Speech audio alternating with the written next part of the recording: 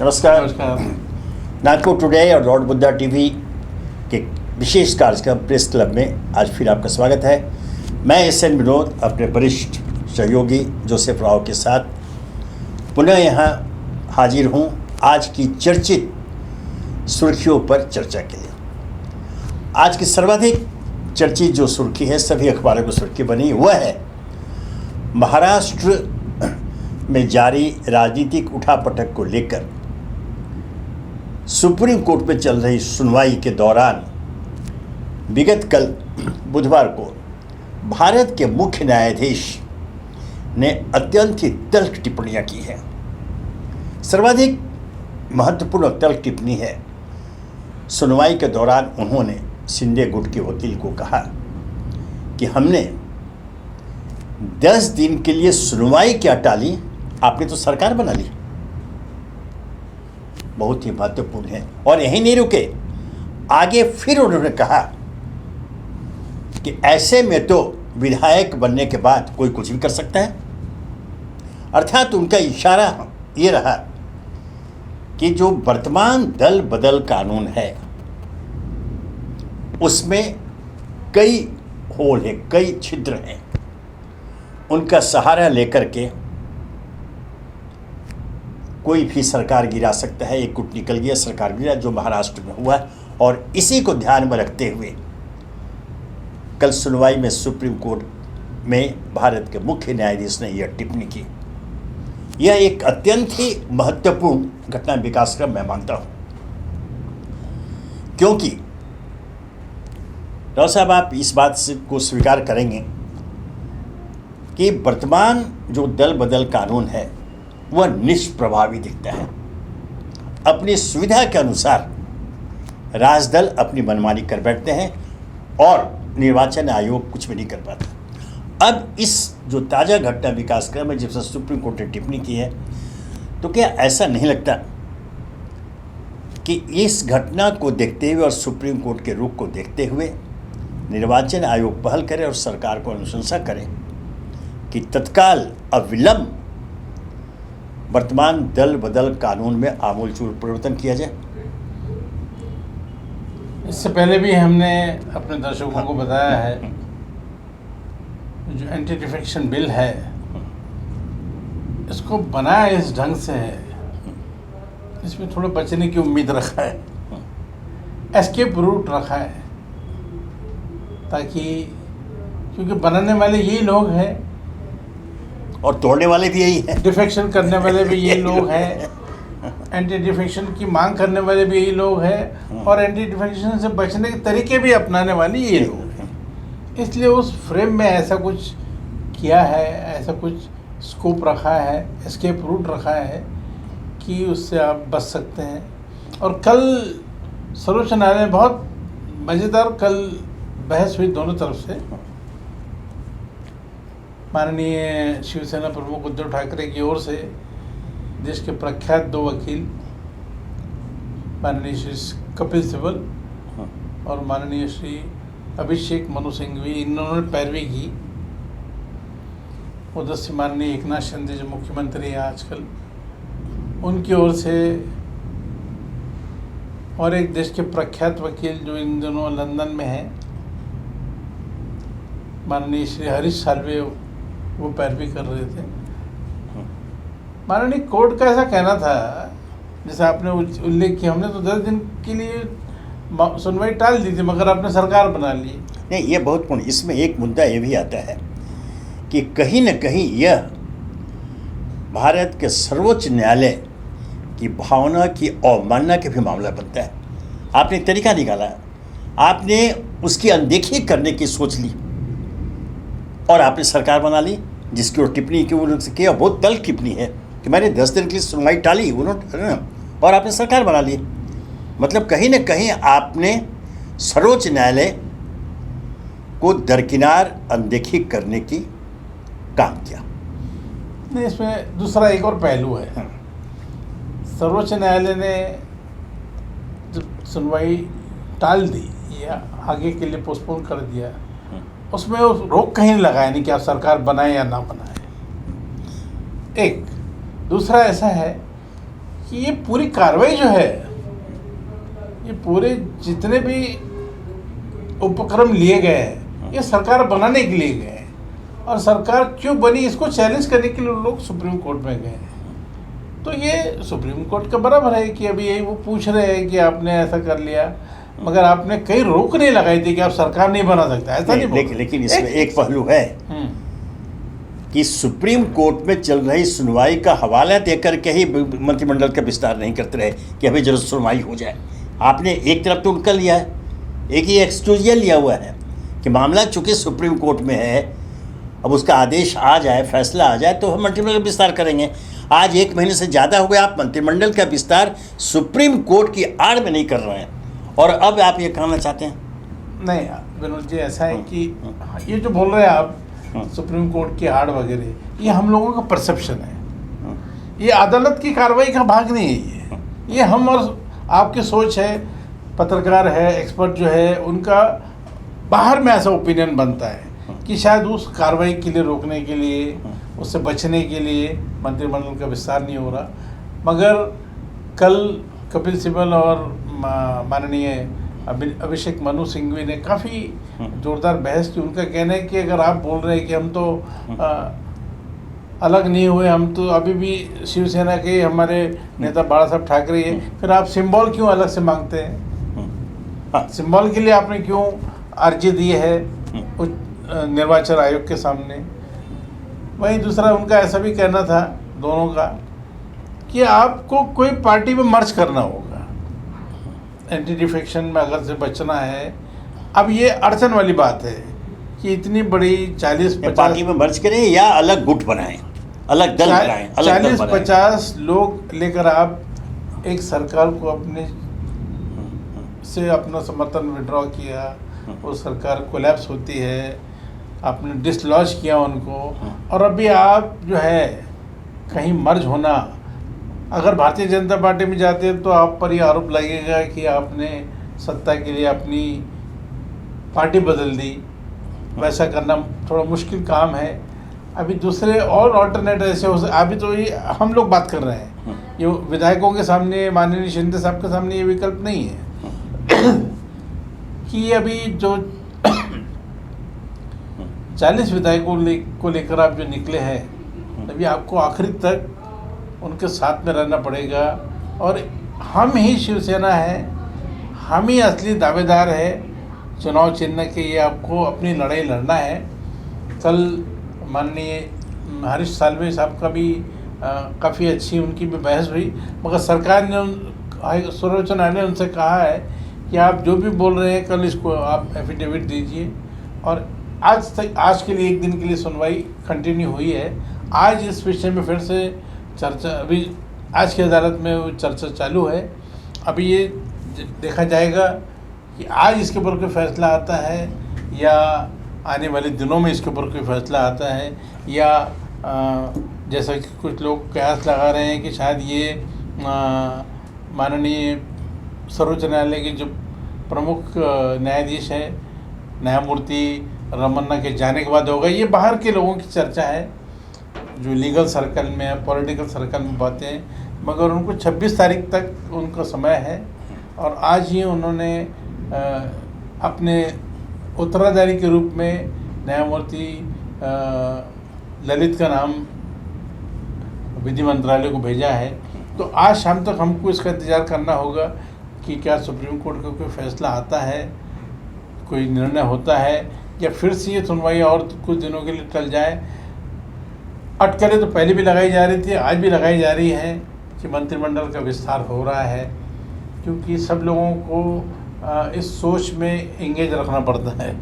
ये एक बहुत बड़ी सर्कस होती है, ये सब लोगों को काम से लगाना होता है, सब लोग कार्यकर्ताओं को काम से लगाना होता है, उनके साथ जो और लोग जुड़े रहते हैं, पहली दूसरी तीसरी जो लाइन है उसके सभी कार्यकर्ता, उनको जोड़े रखने के लिए ऐसा बीच बीच में होता है। कल भी, परसों भी माननीय शिंदे साहब ने कहा है कि हम 1-2 दिन में कर रहे हैं, कल भी कहा 1-2 दिन में कर रहे हैं, और आज सुबह से तो अभी तो आज अखबार में आया नहीं, कल आएगा ये कि आज सुबह से चर्चा चालू है।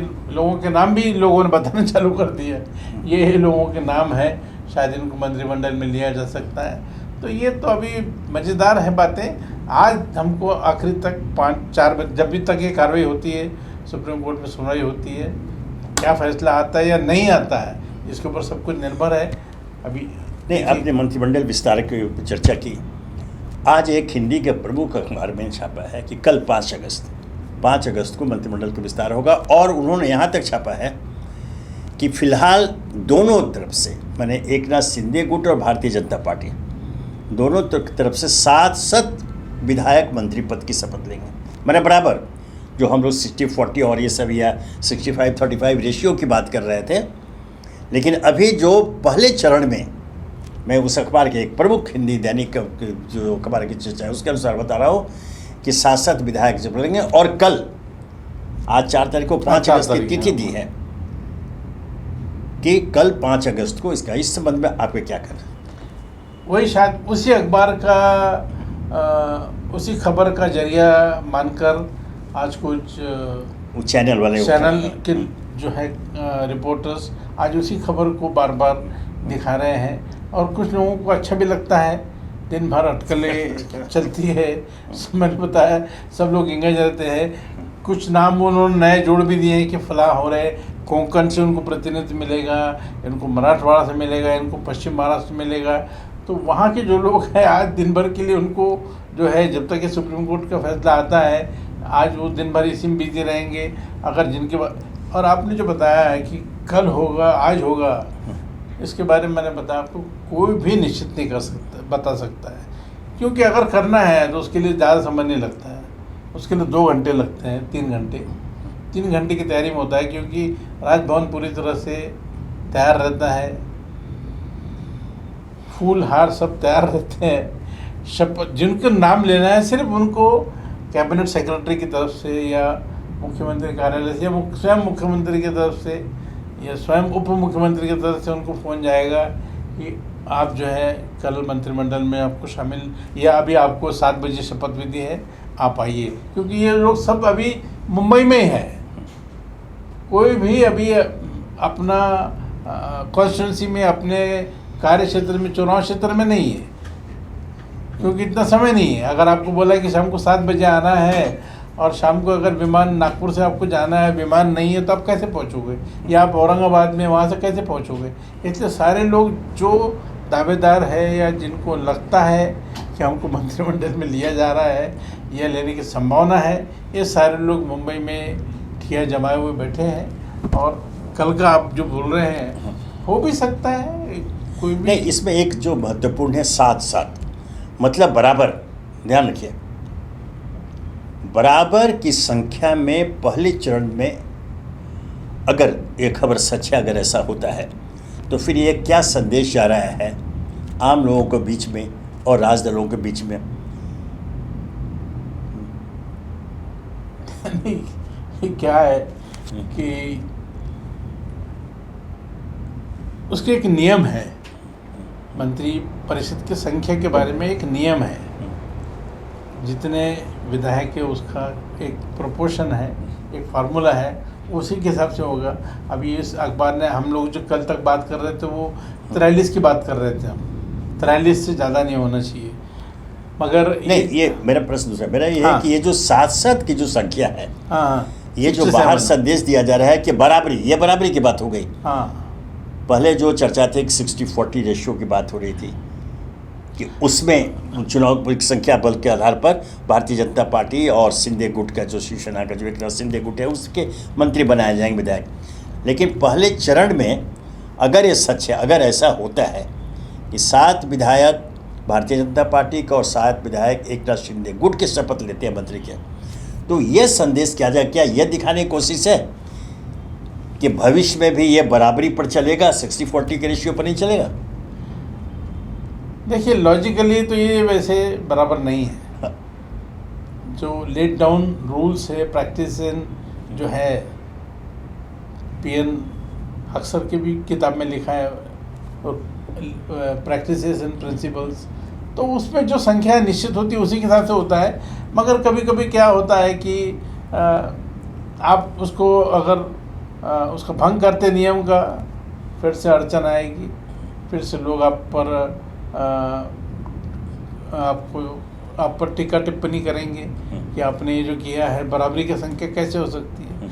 और दूसरा इसका एक पहलू राजनीतिक, ये तो हमने कानून कायदे की बात की है, दूसरा पहलू ऐसा भी हो सकता है, शिंदे ग्रुप के लोगों का ऐसा कहना हो सकता है कि हमारी वजह से आपको सत्ता मिल रही है, अगर हम बगावत नहीं करते तो आप सत्ता में नहीं आ सकते थे। इसलिए हमारा जो है हक, ये हमारा जो डिमांड है, या हमारी जो मांग है, वो बराबरी की होगी।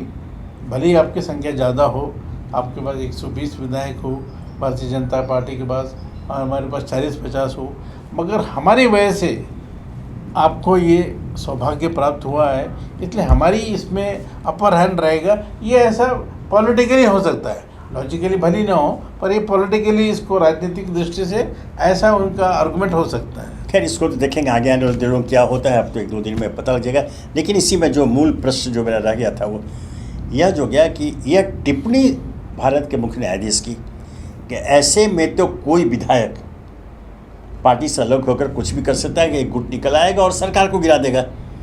मतलब उन्होंने इशारा किया कि यह जो पॉलिटिकल इनएस्टेबिलिटी होती है और स्थिर सरकार की बात जो होती है, वह इसलिए हो रहा है कि हमारा जो दल बदल कानून है वह प्रभावी नहीं है। तो मूल प्रश्न, क्यों नहीं एक ऐसा कानून में संशोधन अब ये हो दल बदल में कि दल बदल करने वाले विधायक या सांसद की सदस्यता तत्काल प्रभाव से रद्द मानी जाएगी। अगर ऐसा होता है तो फिर यह दल बदल पर रोक लगेगा, घुस लेगा, लोग आए। अगर आपको दल बदलना है, आप इस्तीफा दीजिए, जाके फिर नए पार्टी के चुनाव लड़िए। यह एक स्वस्थ लोकतंत्र की प्रक्रिया होगी, जिसका संभावना दिखती तो कम है, लेकिन इसका स्वागत होना चाहिए। ऐसे में ये पहल कौन करेगा? निर्वाचन आयोग करेगा, राजदल करेंगे, सरकार करेगी, किसी को तो आगे करना पड़ेगा, चूँकि समय की मांग है। सुप्रीम कोर्ट ने चूँकि ऐसी टिप्पणी कर दी, कैसे में देखिए टिप्पणी क्या है, ऐसे में तो कोई भी विधायक अलग होकर कुछ भी कर लेगा। यह जो है बहुत ही गंभीर टिप्पणी है, इसे हल्के में नहीं लिया सकता।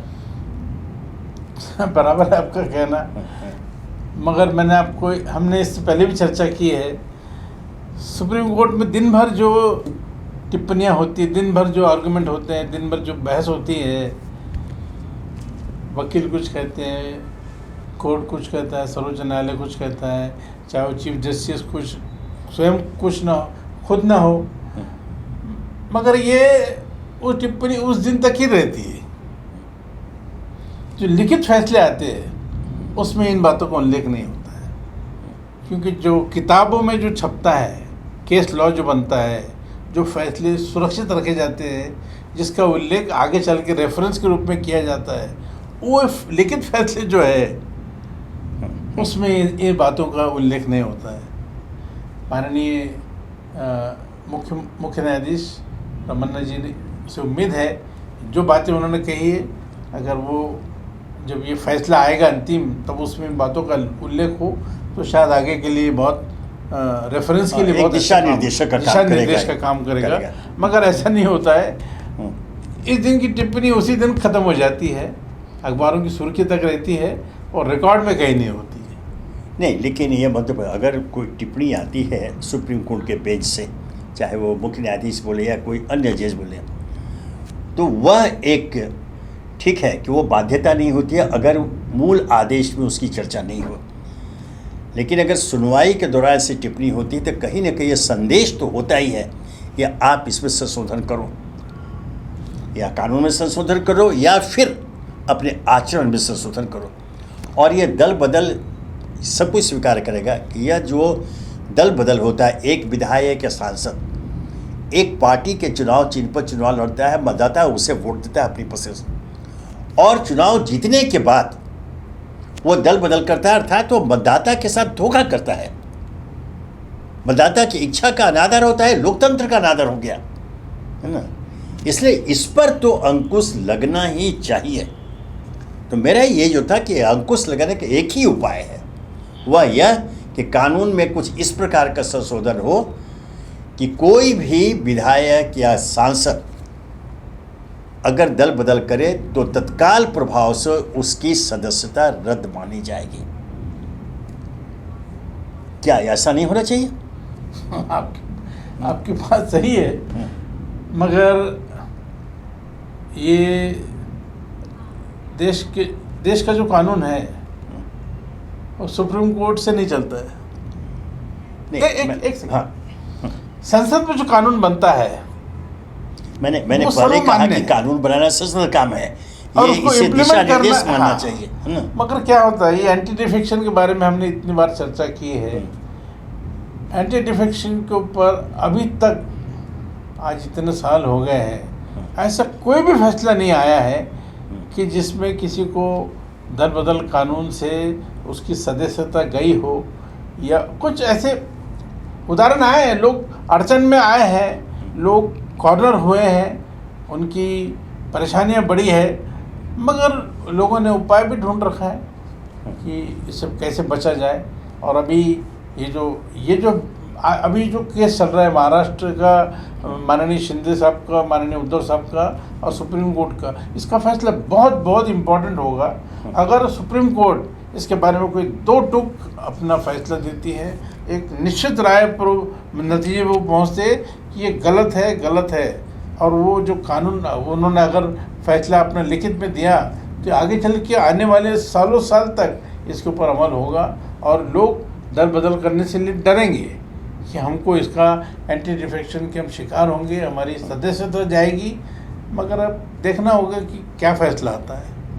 देखिए, वैसे तो आज भी सुनवाई चल रही है, फैसले की प्रतीक्षा रहेगी, लेकिन सुप्रीम कोर्ट की टिप्पणी बहुत ही गंभीर है और इस पर हर राजदलों को, विशेषकर निर्वाचन आयोग को भी विचार करना पड़ेगा, क्योंकि सबसे पहले देश है और देश है इसका मतलब लोकतंत्र है। लोकतंत्र के ऊपर कोई भी समझौता हम नहीं कर सकते हैं, देश इसे स्वीकार नहीं करेगा।